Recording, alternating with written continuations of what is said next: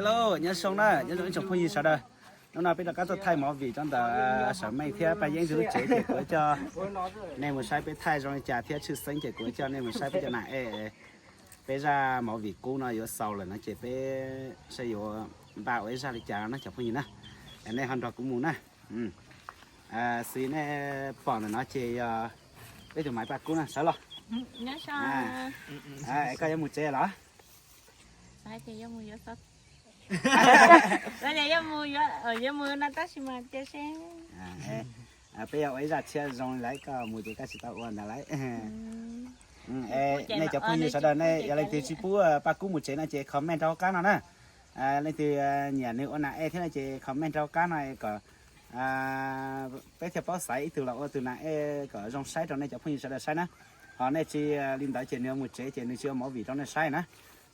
các bữa sai thì cái trò cắn trò bếp ôn à. Sao cha đó xí mà. Thế mà hai đứa có sai quá. Sao cơ quý sao anh nè, ý là để quý nhiều anh nè, ý là hay chỉ tao anh nè chơi trong gọi đi. Nhớ chỉ tao. Giờ linh tới trên này cho phun sao đây họ ba xe theo bé, ở ra xe nó chỉ xe bây giờ lý trả nó là này thiệp bỏ thế nào nè, họ sẵn sàng cả bé thế nào nè, có cả cháu nè. Giờ có một chế này chỉ một hạt to nè, giờ chim mùa này chỉ nhắc tới giữa nè, tới sau nó cứ cho nên xây từ bây từ nãy chia giờ bây từ mấy mảnh cao su nó chả phải như nè, ta xin nó chỉ tuân ra bây ôn nàng này thế nó chả phải như, chỉ này cũng cần đó, chỉ xem là cũng chế nó sẽ chế như dân ra bây ôn đó nó chỉ là đi cho lúc xí cần đó chỉ này cần đó, cho lúc xí hay là cần đó ta là ôn nàng chỉ là ôn nàng. Trong này thì bây giờ để tao sai nữa nè, nè, ý là đi cái cần đó kêu nào là nè họ thân cả trong bây theo nó chụp phim nè, ấy có hai bây giờ lựa chụp phim gì xe? Nhớ cho nó số lanh số tua, cú ý là đi tiền này có tua thế số chè, này cú chỉ tông mà thì bác cưới ạ, bác là bác chơi chơi xứ, nó chỉ là một cú ăn thôi, đã là tranh lại uốn nàng. Cú ôm một cần té, giờ cú cần ta là cú cái cần tới cái là uốn này, thằng này bác là tranh cá thia, bác chào cú thia là. Giờ cha có không có cú đã lâu nè. Ấy cả, mỗi hai là cái giờ đi, quân điện ấy giờ nó mua chỉ có chia tao một cái hồ đã lâu nè. Chị theo chính trong này chụp phim sau đây thì tụi nó chỉ cú tụt phao tụt xài thế nào nè, chị này cú giờ cú tụt nhuyễn nè. Ở trong xe thì người họ dành của xe này họ tôi chạy chậu bé ở nằm trong này chụp phim sau đây có sai cô giờ này sau lên sau tôi chỉ trong cần gọi lên nhẹ nhẹ bé từ những mảnh có xua thế này chị cũng thiệt giờ này tiếng nhẹ nhẹ thế chị cũng cho người tờ nặng lần đầu cho bé sau đây sai thế nào nè thế cũng dành tao hay thì này giờ ít tuổi được mua ý là đi lưu xua là rồng họ chơi hay lùi thế người cứ diễn tao rồi rồng thế chỉ từ sau này nhẹ thế và thế chia sẻ thì lì xong rồi lì xe cho nó thế này lo cho nó thế chỉ có tao trong cha thế nào nó chẳng có gì nữa ở chỗ trong này sau lên sau từ này này họ ba sai pe sau mỗi vị chia mười giá tuần tên á sai pe từ mình có soi cho tao ấy từ đó chính là họ nè vì nó khó tiền như chỉ ấy từ sai cần đó nó chỉ muốn hiểu ở chỗ ấy là để chửi trời mình chỉ xứ ở này họ bạc lưu nữa thế nào nè chỉ lúc sau nó cũng họ cho nên mình sai pe từ nãy chén à, nhớ xong nè, tao nó cho cái gì nữa, cái thường nãy tay giấy mà, tất nhiên diệt gì này mưa, thả thằng rối kho vậy tụi nó cho cái gì nữa, chị sao có cái cây táo này coi, chị tụi nó chỉ giờ biết từ máy bay giấy rồi giờ sáng mấy tụi con nhà một thả thằng rối nè, chị nè một chiếc chỗ cho cái gì này không mấy chị mình cần gọi chị mình có qua nè, chị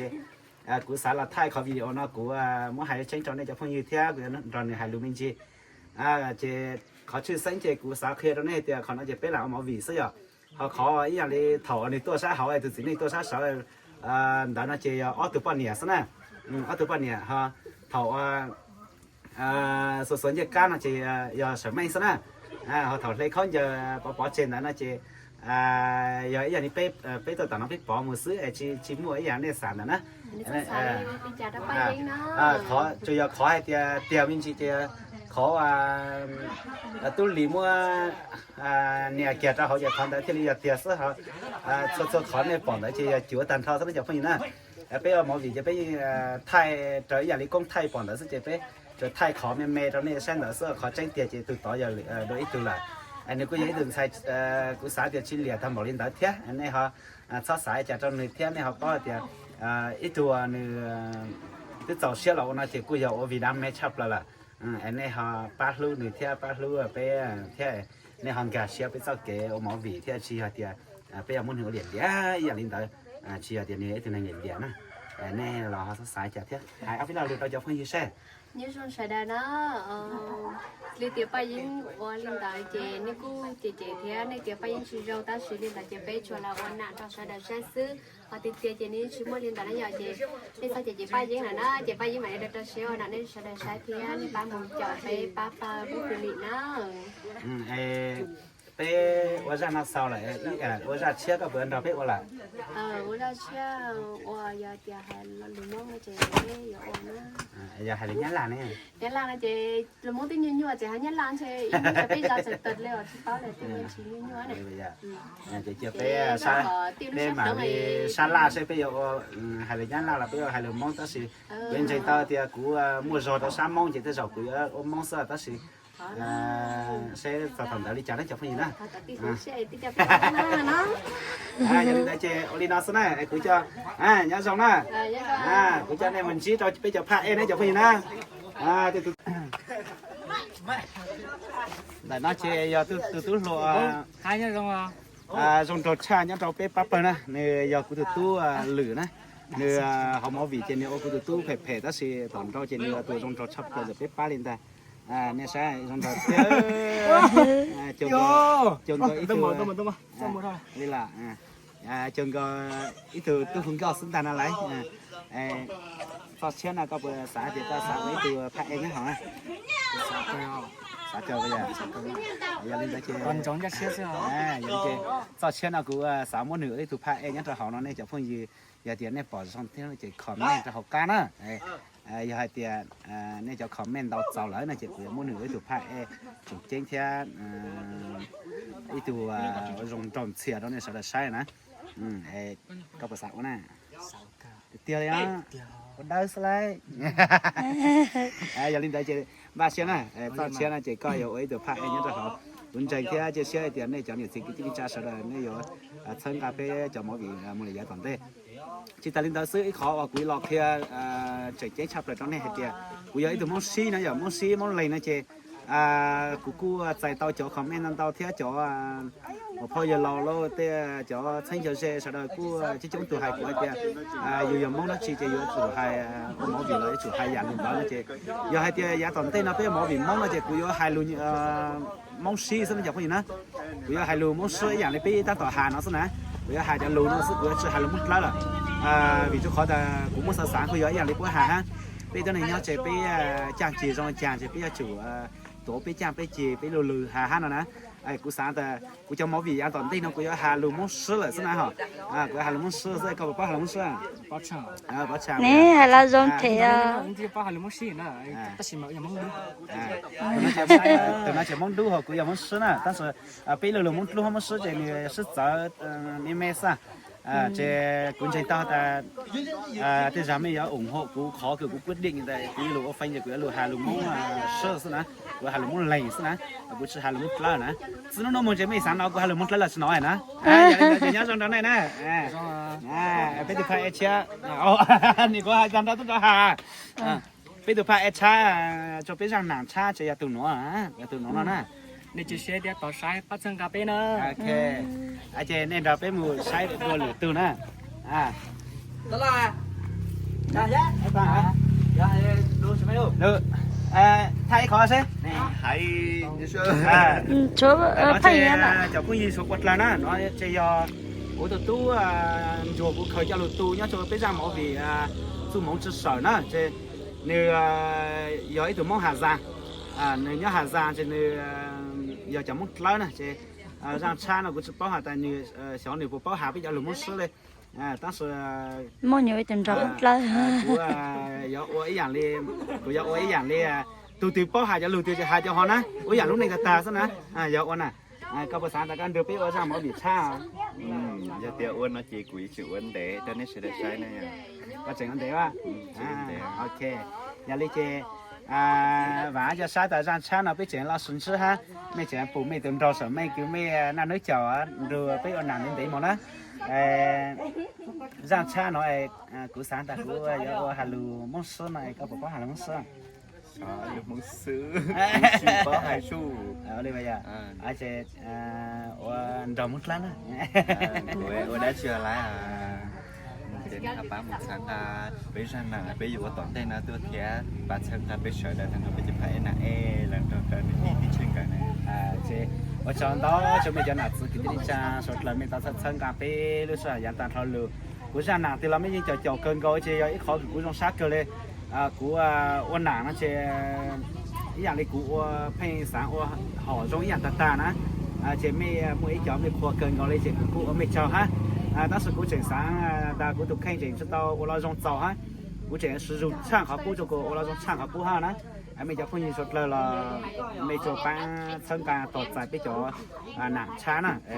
bây giờ nặng chán thì cũng chính ta bây hà lũng xuất trên trên nhiều mỗi họ tới hơn nữa trong sai hành đi nè mấy sốt là họ tọt sai nè họ bây giờ chỉ bây giờ chỉ nhớ ôm một chút trâu pho là trâu sang pho thì được cái mặt sau ha đó là cái sầu cà bây giờ cái bí cái răng xa xong nó chọc phong gì nè trong sáng lần trước từ mi cứ đi nó nè nhớ xong được con nè bây mà lấy sinh rất lo lì tàn á. Ở chợ mẹ chỉ tôi một trồng tao ý giải nó từ. Ở chợ mẹ chỉ tôi mấy lúa lo mấy trồng trồng và mấy lúa cho lúa tôi. Cụ tôi mà nó nhiều này, cụ tôi bây giờ吃熊. Cụ bây giờ吃熊. Cái trong sạp pa cái từ quay ha từ ý lên là. Quay ta. Cụ bây giờ吃熊ta bố trình xong đợi tôi hạt ta. Của trình chuồng gọi ít từ tú lúa cầu chữ xong xin nói chẳng có gì đấy của trong sát cơ đi ha ta lúc tới rồi nhớ rồi hôm đó nó chơi biết từ tú phen nè nhớ rồi nhớ rồi đó bây giờ ấy sang xa nó có phần được biết ô ha sao ô thế mà sao một thể vì cho cái tiền một từ trong gì nhớ gì họ có chụp không thể chúng ta đã làm nhiều từ camera ở chỗ bây giờ thay bây giờ thì giờ từ trời sáng giờ phải như nè vì cho khó ta nhiều từ thay nè chỉ nhiều nè sau đó bây giờ mình ra chơi sau đó sang cà phê thia bây giờ camera mình phải là bây giờ chuyện này khó là sau đó sang cà phê ra mọi việc chơi nó thia bây giờ cha bây giờ ở Hà Nội muốn sửa nó có bao Hà Nội muốn sửa có chỉ bao là sầu xe lấy bây giờ giờ lấy chè lấy nó chọc phong gì nè giống gì mình gì họ nói chơi tự nhiên nè có bao Hà Nội muốn sửa muốn sửa bao hai bây hai chục chỗ muốn sửa nhiều lấy bây giờ ở đang cha nó có phần được biết quá là cái đây được cũng nhớ là chỉ được qua bạn này được có nhớ cả mà qua cái thảo sáng nhá ta chỉ không biết lấy bây giờ sáng nhá lấy mà cái bây giờ nó chỉ muốn nhảy chỉ có ha hay gì vậy lấy giờ phim cho lên nè sang nhớ rồi nhớ rồi hà bây giờ lựa chọn phong gì xe nhớ rồi nè sau lên số từ nữa giờ cụ chị nè stop bóc cụ gì cụ nhà phát tổ đã chỉ cụ tổ tổ lái xe chưa đi bóc nè là phát chở tiếp xong gạt cụ thế nữa